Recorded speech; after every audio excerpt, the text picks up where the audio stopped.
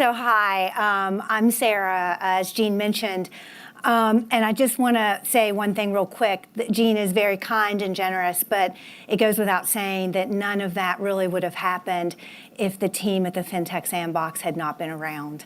So I hope you'll join me in thanking Jean, and thanking Mike, and thanking Mark, and thanking the incomparable Tatiana, who put us all together today, and Andrea for their work. So please, yeah, amazing, right?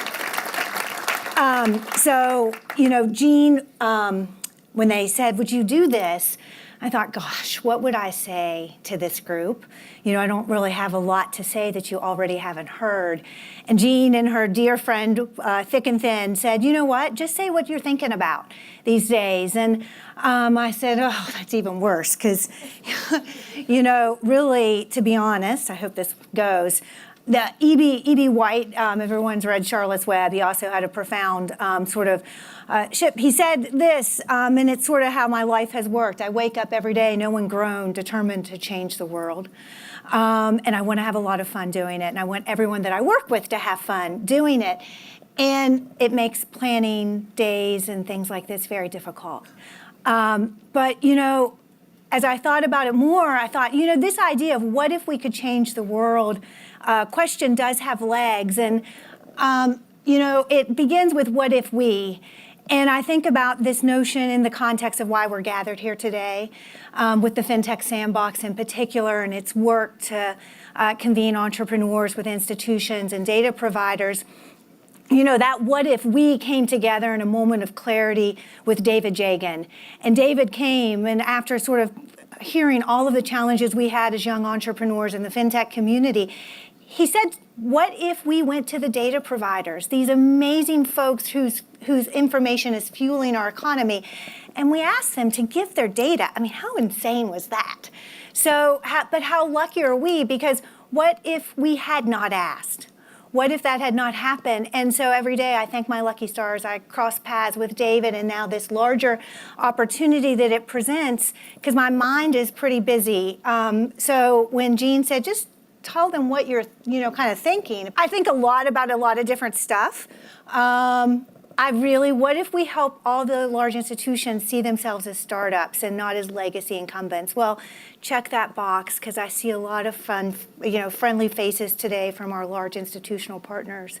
What if we solved the retirement crisis? What if we banded together and came up with this idea that maybe we could create a light exchange in the Series C or later for startups, and enabled everybody to invest in this thrust? It's not that impossible to think about. What if we expanded broadband? What if we thought about the decentralization of the financial services system as a plus, and that we were going to remove some information asymmetry that existed?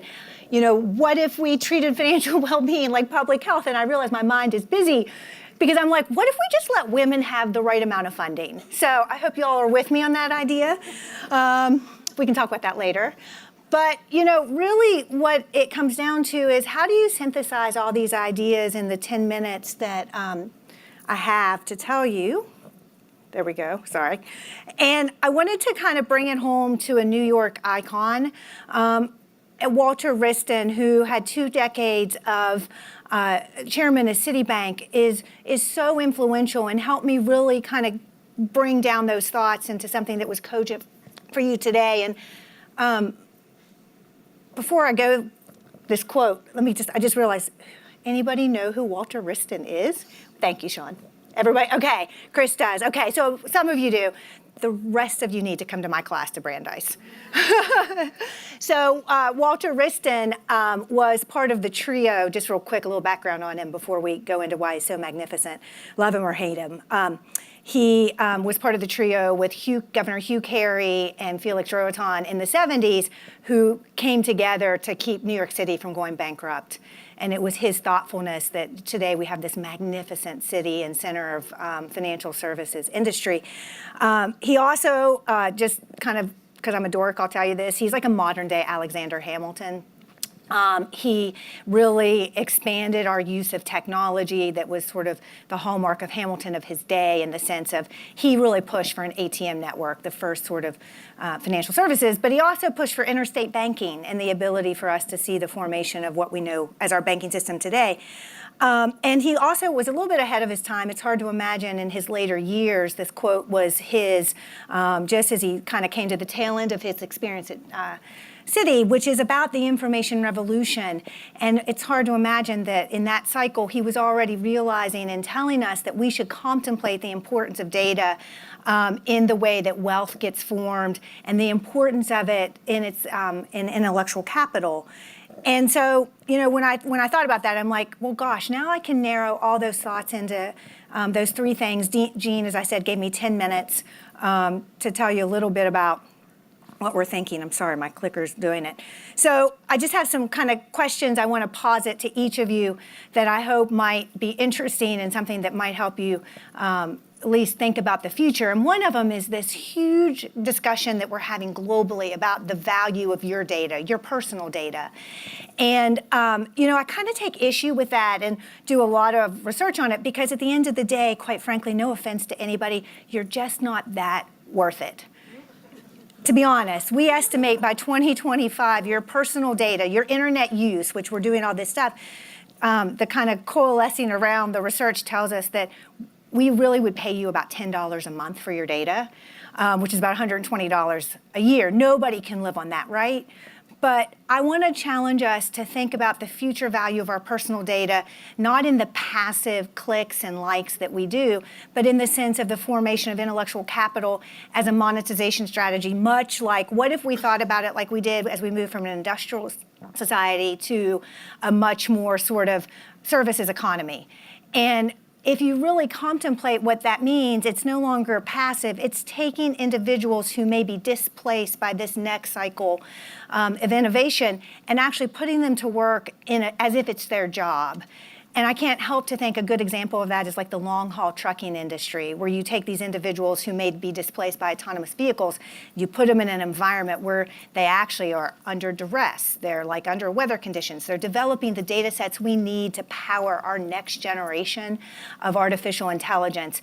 Because in the absence of that, I'm not sure that we're actually going to get enough, sort of information out of the way that we passively act in the internet, and certainly the IoT that's coming out of our cars is not enough. And it might, if we could think about that, it might actually help us contemplate what's happening in the larger economy, because what's happening is an extraordinarily large amount of society, I think you all know this, is financially vulnerable. And though I chose a picture of the U.S., I would tell you the world looks like this too, and it's intentionally showing you in orange and red where we stand in the U.S.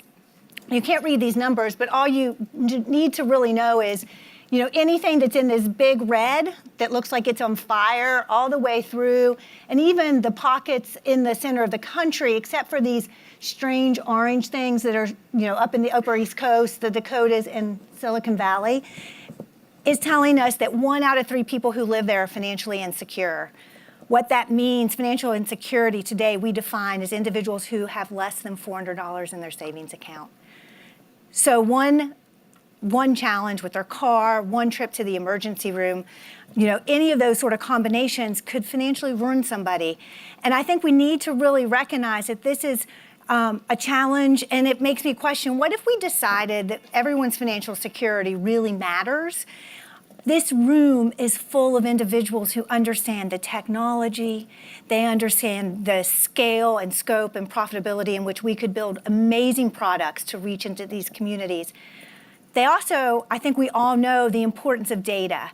Because right now, a lot of these individuals we don't know a lot about. And so how do we form those data sets? And we think about it from a transaction data gathering. And so that's one of the challenges I think I would ask us to contemplate in this world of what if we think we can do anything, how do we do it? How do we make sure everyone's financial security matters? And one of the things that I have found myself to be deeply passionate about is that idea that the entrepreneurial community really can help us figure out these challenges. Right now, we're very concentrated on the coast. We have an enormous support structure, but I just wonder if maybe what if we could turn our country into a startup nation, where we move the resources and the capabilities and the data sets into the center of the country and enabled entrepreneurs everywhere. And I hope you'll join me in asking really hard questions of yourself. That you're here tonight tells me that you want to see great entrepreneurs, and there's an amazing lineup. But I want to thank you for sitting with me and asking these questions. We appreciate it. Thanks.